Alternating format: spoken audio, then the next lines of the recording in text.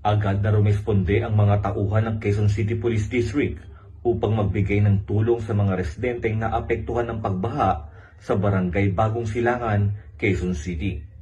Sa ilalim ng pamumuno ni Police Lieutenant Colonel Rowena Perez Amata, Station Commander ng Police Station 13, isinagawa ang evacuation assistance dakong 9:35 ng gabi. Ang mga personnel na sina Police Corporal Turbanada at Patrolman Pulgado ang tumugon sa insidente upang tiyakin ang kaligtasan ng mga residente.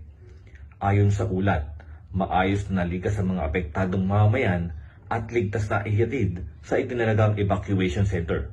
Patuloy ang pagbabantay ng Quezon City Police District Station 13 sa mga lugar na binaha upang tiyaking ligtas ang publiko lalo na sa gitna ng masamang panahon. Patrolman Lugan Merhulian nagbabalita para sa Police News Express.